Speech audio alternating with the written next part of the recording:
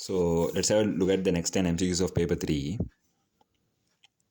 Now the first question to start up with is question number 6. Now there has been a convex lens given and there has been an object placed inside a water beaker and the refractive index of water is going to be 4 by 3. Now the distance from the object from the side of the beaker is going to be 40 centimeter, right? So they're asking us what's going to be the focal length of the convex lens so that we can place the image of the object on the screen, right? Now if you understand, since there is water, there's going to be an apparent image of this object, right? Now if you understand, the real depth is going to be 40. It's not actually the depth, but from 40, what's going to be the distance where this image is going to position? So 4 by 3 is going to be our refractive index. That's equal to the real position, which is 40, times the apparent length. So A is supposed to be equal to 30 centimeter. That means from here, it's going to be at a distance of 30 centimeter. Somewhere around here. So now we have to apply the sign convention, considering this as the object distance and this as the image distance. So if I apply 1 over V minus 1 over U, you can see the image distance is going to be 10. And it's going to be a real image, so it's going to be minus 1 by 40, which is equal to 1 over F. From here we would get that focal length is going to be around 8 centimeters. So now let's have a look at the question number 7. Now in this, in a water-filled beaker with some air bubbles, an object is held along here. And the volume of this is going to be V. The mass of this is going to be M. So the weight which is going to act is mg. Now when there are air bubbles surrounded, there's going to be an upthrust acting due to these air bubbles. Let's say it as U1. And there would be an upthrust acting on the object. So if I apply an equilibrium point, U1 plus U2 is supposed to be equal to the weight of this object. And when there are air bubbles in a water-filled beaker or whatever, you should every time consider the effective density, right? Now, those are the cases where the density is lower compared to the natural state, right? So, in here, we have to consider the density, let's say D naught, which is going to be the effective density. D naught is going to be the effective density, and it's a value which is less than dW, actual density. So, if I apply supposed to be equal to V times of D naught, volume times D naught is going to be the upthrust acting on the object, plus there's an upthrust acting due to the air bubbles, which is n times of V. We are having n number of air bubbles, n times of V naught times D naught G. And this is going to be an answer for n. But you should understand, in the question they haven't given us D naught, which is the effective density. They have substituted dW instead. So you should understand dW is going to be a value which is greater than the effective density. Now I have considered the value of n using the effective density. If so, this is going to be an equal mark. But you can understand dW is much more greater. So when I substitute dW onto here, I would get much more a smaller value than this. Now n was supposed to be equal to this. When I substitute dW onto here, m minus v times of, instead of d naught, if I substitute dW, I would get a very much a smaller value compared to this, because dW is a value greater than d naught. Anyway, just remember, when the denominator increases, actual value is to decrease, right? If you consider it that way, also the same thing. So anyways, n has to be a value which is greater than m minus v times dW over v naught dW, right? So if you look at question number 8, they have just given us the length of A and B are going to be same at a certain temperature, right? Now they're asking us the variation of length with temperature. Now length in the sense, obviously the volume, indirect idea. But if you understand, we can get an expression for we can get an idea for the pressure of A and B. Obviously they are not same. if you consider the mercury column length, and if you consider the mercury column length along here, this has a greater height, which means the pressure along B has to be greater than A, right? So if the pressure along B is greater than pressure along A, if I got an expression PV equal nRT, from that if I get an expression for volume, it's going to be nR over P times T. Now we might get an idea that if I increase the temperature of B only, the pressure of him is greater than him, right? So we might think that the gradient of, if I just draw two straight lines, the gradient of B is less because the pressure is greater for B. So the pressure of B would be lesser. So the pressure of B is greater. So the gradient of B is going to be lesser. And the gradient of A is going to be comparatively large than B. So this would be our answer. But they haven't said us any point that the number of moles is the same. If so, we can get into an idea. If they said us the number of moles in A and B are the same, then obviously this is going to be our answer. But they haven't said us that the number of moles in A and B are the same. So we have to get to that point. Now you know that even in our chemistry knowledge, at minus 273, all the gases unite to a certain volume. That means to 0, right? All the gases used to unite to a certain temperature. So along here it has to unite. Minus 273, they have to unite at this point. And what they have just said is at a certain room temperature, obviously their lengths are going to be again the same. Lengths in the sense the volumes are going to be again the same.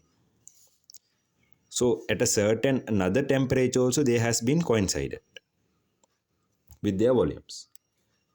Now if I just draw a straight line, obviously they has to be meeting at a point, right? So obviously it has to look like this. That means they has to unite at minus 273, and at a certain other temperature also it has to meet. So obviously this has to be our instant. So the idea from here is the moles in A and B are not the same. The moles in A has been less than that of B. Clear? So that the gradients of A and B would be the same. The variation of volume with temperature. If I was considering only pressure, then obviously it's such an answer like this. But obviously they has to meet at minus 273. And they have united at another certain temperature. Right? So obviously there has to be a straight line. Right? So that has to be the answer for question number 8. It is given us that water is filled to a volume of 740 centimeter cube. And when a beaker is added onto here, the volume became 800 centimeter cube. And when a metal ball was inserted onto the beaker, the volume became 840 centimeter cube. And when the metal ball was removed and added onto the water, the volume became 805 centimeter cube. So they are asking us the density of this ball. So we are going to get this idea. Now you should understand this change in volume is related to the upthrust. So the upthrust which is acting on here has to be equal to the weight. So what has been the change in volume? 800 minus 740, which is 60, times 10 to the power minus 3 into density of water times G is going to be the weight of this beaker. And similar way we can find the mass of this object as well. So let me just go for the calculation. So 60 times 10 to the power minus 3. Density of water is 10 to the power 3 times 10. So from here we can get an idea that is 600 Newton as the weight along here. So if we consider now this is going to be equal to mg. So if we consider the weight of him as m dash, right, the change in volume along here is going to be 100. 840 minus 740. Right?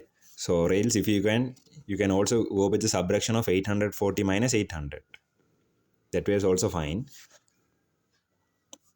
So 840 minus 800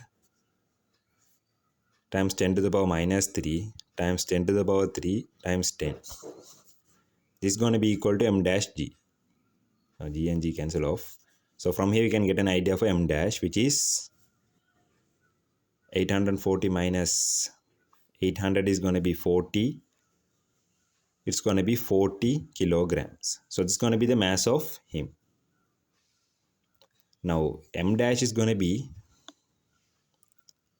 volume times the density of the object, right? And that was equal to 40, right? Now when I enter this object onto here, this volume was 805. So what has actually happened along here? There has been an upthrust acting on him, right? This change in upthrust. So if I 805 minus 800, we would get the net change in for upthrust. So you should understand 805 minus 800 would be 5 times 10 to the power minus 3 times 10 to the power 3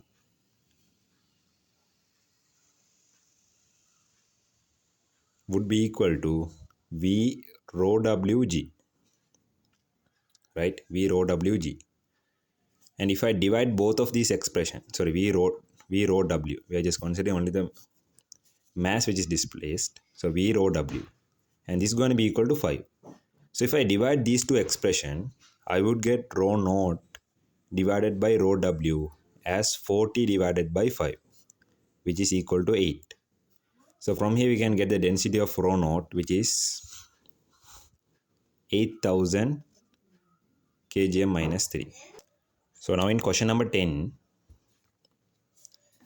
a beaker is placed inside a water-filled vessel and there has been a hole along here so that water starts to enter in. Now there has been water to a certain extent, let's say it's H naught. And let's say the cross-sectional area of the beaker is A, right? So they are asking us the variation of H1 and H2 with time. Now look at here, if I get an expression for H1, now let's say water was added to an extent of H naught. So you should understand H naught dWg would be the mass of water along here, right? And mg would be the mass of this empty beaker. And this has to be equal to the upthrust acting at that point. That's going to be H1 plus H naught, which is this entire height, times dWg. So from here we would get an expression for H1 as m over A dW. Now you have to get an idea that m is going to be a constant, the mass of the beaker. Area is going to be a constant. dW is a constant. Now these factors doesn't vary with time, right? So anyways H1 has to be a constant. So you should understand H1 has to be a straight line. And what about H2? Now obviously when water starts entering in, H2 used to get reducing. So when the water level reaches this brim, H2 is going to be 0.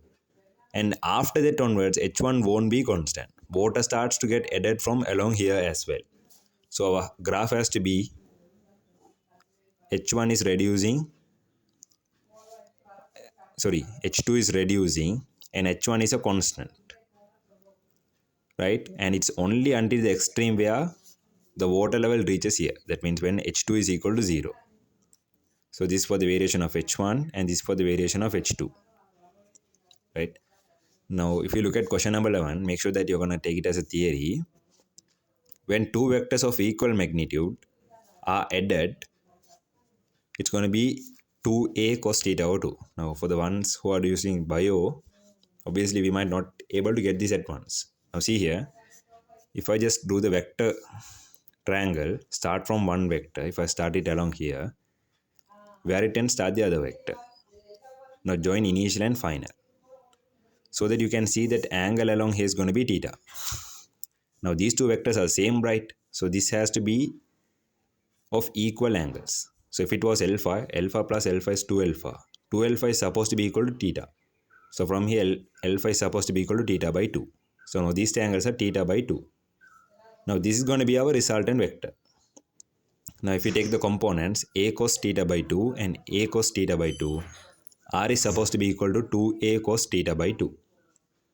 So it's just a waste of time of drawing the vector triangle. Make sure that vectors of equal magnitude, when they are added, it's going to be 2 it's going to be 2a cos theta. That means whatever angle has to be divided by 2, right? And when they are a vector subtraction of equal magnitude, 2a sine theta divided by 2. So if you look at question number 12, it's under the case of surface tension. Now when you're having two water bubbles of radius r, when they combine, they used to make another water bubble of radius capital R, right? Now obviously they are going to be having surface energy, which would result the water bubble to reach to a height. So we have to apply anyways the conservation of energy. Initially we are having surface energy, T is going to be our surface energy times delta A. So this is going to be our surface energy, surface tension times the change in area, and this would be resulting in mgh, which is the gravitational potential energy, right?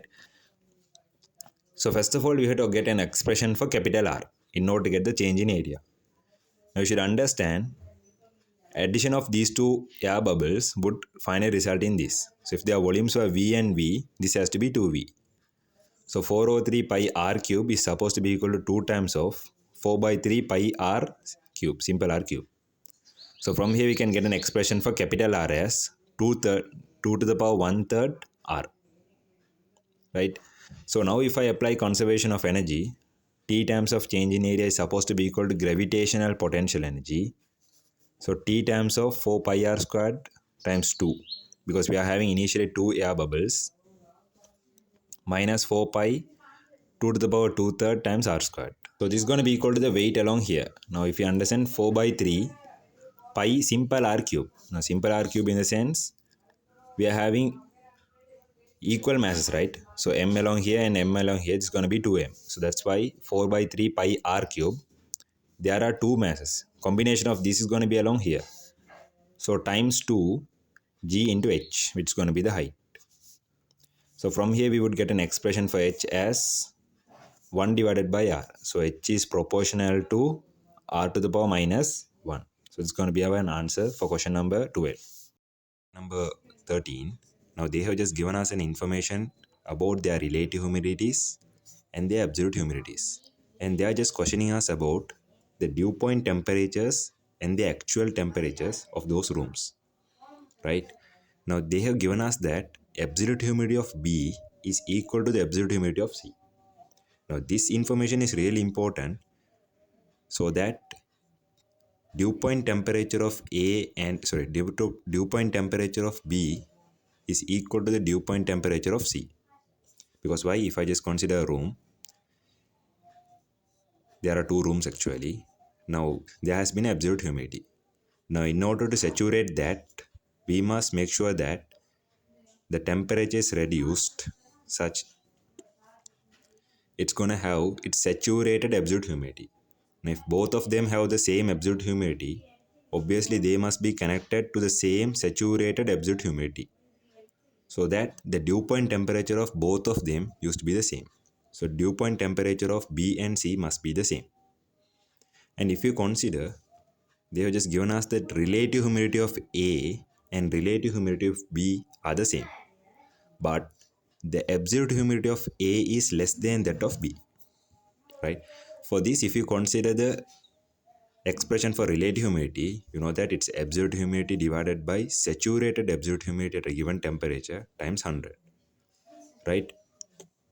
Now you know that absolute humidity of A is less than that of B. But what causes their relative humidities to be the same? Now, when the temperature of A is less,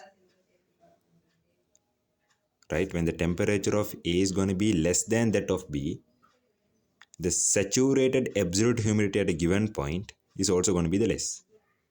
So that the relative humidity of A and B are to be the same. So with this given answer, you can see that temperature of A is supposed to be less than that of temperature of B, and the dew point temperature of B and C must be the same. Right. So if you look at question number 14, an object has been released from a height of 3r. Now, obviously, there's just going to be a pathway, and then there's a circular pathway of radius r. The diameter is going to be 2r. They're asking us what is the resultant force at this maximum point. So if I apply conservation of energy, considering this as my GP equals 0 line, or else if I consider this as my GP equals 0 line, this height is going to be r. From here it's 2r, from here it's 3r. This height is going to be r.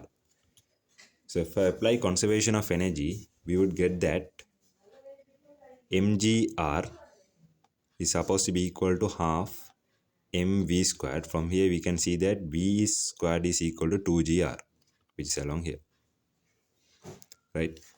So they are just questioning us about the resultant force. Now you can see there is the weight of this object, which is mg, right? mg plus centripetal force of this, which is mv squared over r. Now you know that v squared is supposed to be equal to 2gr. So from here it's going to be equal to 2mg. So 2mg plus mg is supposed to be equal to 3mg. So that's going to be the answer for question number 14. Right. So if you look at question number 15, they have said us that an infinitely long charged wire is placed on the z-axis, which is of mass per unit length minus lambda, mass per unit length, and plus q charge is allowed to move along this path. So if it's something like the charge is moving along this. So you know that the charge is plus q, and this is of minusly charged charges. So obviously your centripetal force is going to be towards the center. Now you should understand they have given us the charge per unit length. If I consider for a given length L, a Gaussian surface of a cylinder is considered. So it's going to be 2 pi r L times the electric field E, which is supposed to be equal to lambda times L. Lambda times L is going to be the charge for this section of area divided by epsilon naught. So from here we are able to get an expression for the electric field along this surface, which is going to be lambda over 2 pi r epsilon naught. So what's going to be the centripetal force on this charge? It's going to be E times of Q, which is equal to the centripetal force, which is m omega squared r. So lambda times of Q divided by 2 pi r epsilon naught m is going to be equal to our angular velocity of this particle. With this angular velocity, the object starts to rotate around this plane, right? So you know that the period is equal to 2 pi divided by omega. So from here we can get an expression for the period, which is 2 pi times square root of 2 pi r squared epsilon naught m divided by lambda q. Now if I obtain 2 pi inside this, it has to be squared, which is 4 pi squared. So I would get an answer like this. Clear?